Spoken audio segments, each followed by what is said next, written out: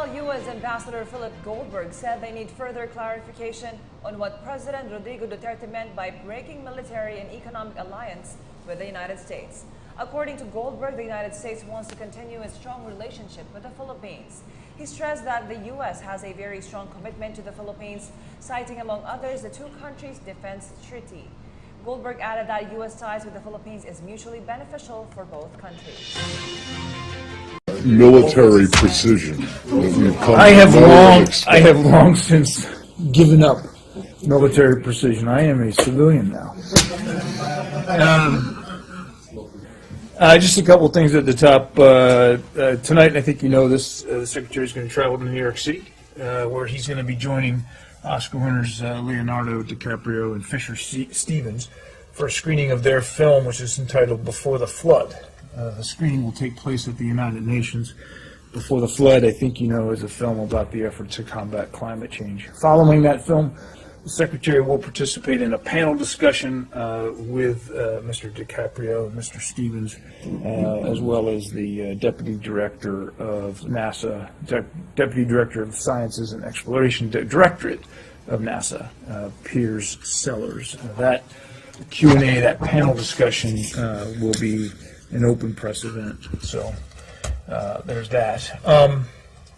I also just want to, because I'm imagining it's going to be foremost on somebody's mind, comments that we have heard again coming out of the Philippines. In this case, comments that President Duterte made in Beijing. And I just want to say that obviously we're aware of this rhetoric, of course, and we still hold that it is inexplicably at odds with the very close relationship that we have with the Filipino people, as well as the government there on many different levels, not just from a security perspective.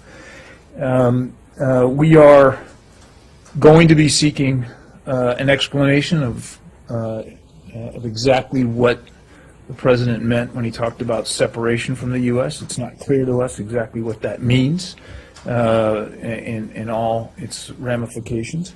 So we're going to be seeking a clarification on that. I would add that Assistant Secretary Russell will be in the Philippines, in Manila, this weekend. This trip was long scheduled. I don't want to give any impression that it was thrown on as a result of recent comments or activities. It was something he's been planning for months, but it does give us an opportunity in the context of these comments to try to get a better explanation of what was meant by separation and where that's going. The last thing I'll say on this, well, two more things. One, it isn't just the United States who is baffled by this rhetoric. We have heard from many of our friends and partners in the region who are likewise confused about where this is going, and also, we believe, are trying to learn more on their own about what it portends. And then, finally, as I have said before, I will say again today, we remain rock solid in our commitment in the mutual defense treaty that we have with the Philippines. That hasn't changed. There has been, for all the rhetoric we've heard, there has been no tangible application of the intent behind, or at least the stated intent behind some of the things that were made. And we're going to move. We're continuing to move forward and have every interest in seeing this 70-year alliance continue to grow and to develop and to deepen. That's our commitment. We have a close relationship, not only with the government, but with the people of the Philippines, as our hope and our expectation that that will continue. So I just wanted to lay that out there. I figured that might be on your minds today, so I wanted to just put that out there. You may have a close relationship with the government and the people of the Philippines, but you don't seem to have a very close relationship with the president, who is the head of the government. Just wondering if how could this possibly come as a surprise to you, given his increasingly nasty rhetoric over the course of the last several months, not just directed at the alliance or the military relationship, but also directed at your ambassador first, then the President of the United States.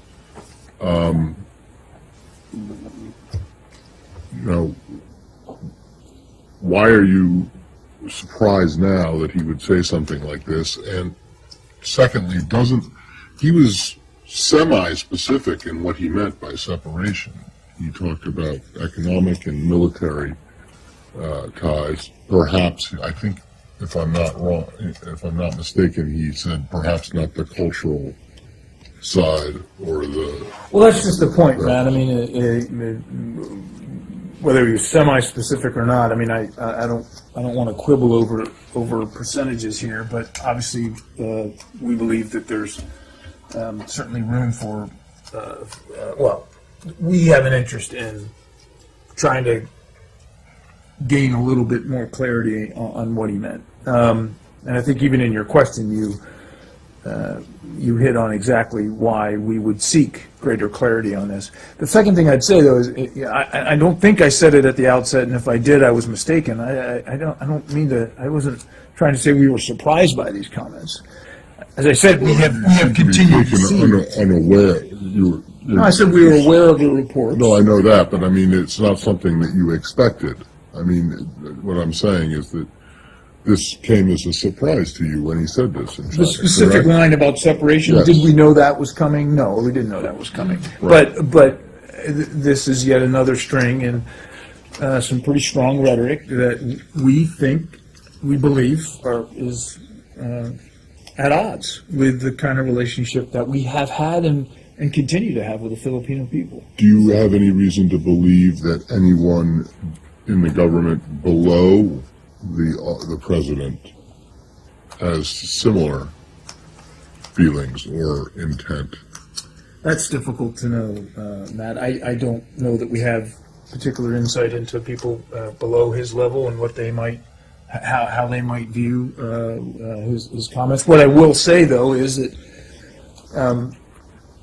we have in the past, in recent weeks, we've seen some of this bombastic rhetoric clarified or walked back after the fact. So, again, all of that gives us reason to think that there's a purpose in trying to get a better, deeper explanation on this. And last thing, very quickly, who, other than Assistant Secretary Russell, is anyone approaching the Philippines government in the immediate? Our ambassador has been obviously in touch with officials there, of course. Well, not. I mean, today. No, I mean in general. On this particular line, thing. I'm not aware of any other communication on this particular line. I know that it just happened. Our ambassador has, as you would expect, has stayed in close touch with his counterparts in Manila, and I suspect that that will continue, and that there are conversations about this going on. But I can't confirm that as we stand here today.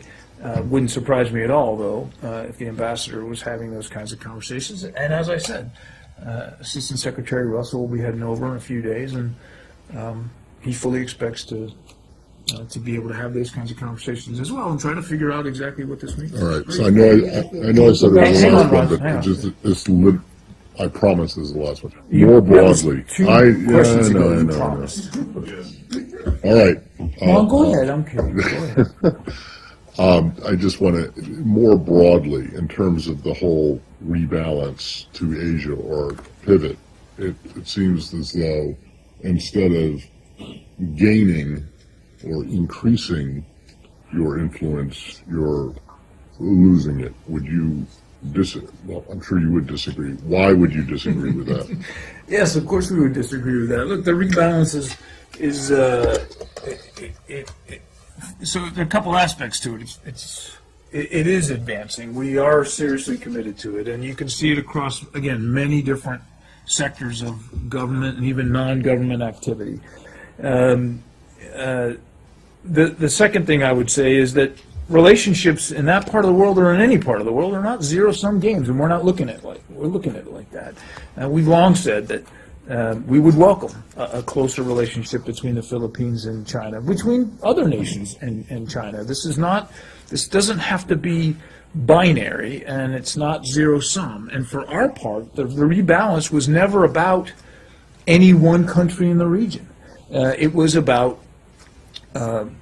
putting more of our efforts as a government, as an administration, in the Pacific theater, because so much of the future is going to be tied up there, economically, from a security perspective, politically, socially, and so that commitment, our commitment to the rebalance, continues and will continue. And as I said, again, more specifically on the Philippines, we still have a mutual defense treaty that we take very seriously, our commitments to that, and that hasn't changed.